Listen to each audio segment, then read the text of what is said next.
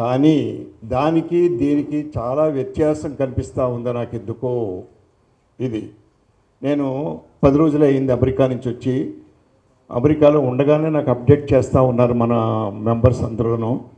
వాళ్ళు చూస్తే లాల్ బహదూర్ స్టేడియంలో దద్దరిల్లే ఆడియన్స్ తోటి చెయ్యాలని సంకల్పించడం అనేది నిజంగా it is a daring step.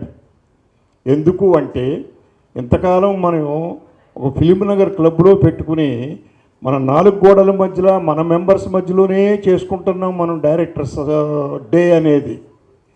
కానీ మన డైరెక్టర్స్ యొక్క గొప్పతనాన్ని ప్రపంచానికి చాటి చెప్పాలి అంటే, అట్లీస్ట్ ఇండియాకి చాటి చెప్పాలి అంటే, తెలుగు డైరెక్టర్స్ యొక్క సత్తాన్ని చెప్పాలి అంటే దిస్ ఈజ్ కరెక్ట్ ఈవెంట్ అని నేను అనుకుంటున్నాను. లాల్ బహదూర్ స్టేడియంలో చేయడం అనేది ఇది చాలా శ్రమతో కూడిన వ్యవహారం. నాకు తెలుసు ఈ ఆర్గనైజేషన్స్ విషయంలోనూ నాకు చాలా అనుభవం ఉంది. గతంలో చాలా ఆర్గనైజేషన్స్లో నేను పార్టిసిపేట్ చేశాను కాబట్టి.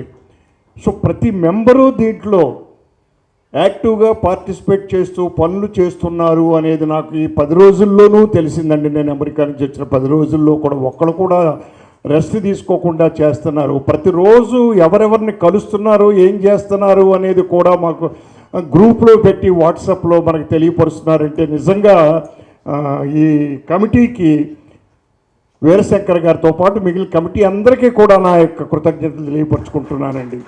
ఏది ఏమైనా ఈ ఈవెంట్ అత్యద్భుతమైన పేరు ప్రతిష్టలు తీసుకొస్తుందని, డెఫినెట్గా ఇది తీసుకురావాలని, మన తెలుగు దర్శకుల సంఘం యొక్క పేరు ప్రతిష్టలు మారు మోగాలని మనస్ఫూర్తిగా కోరుకుంటూ, ఆ భగవంతుని ఆశీస్సులు కూడా మనకు ఉండాలని కోరుకుంటూ సెలవు తీసుకున్నాను. Thank you very much.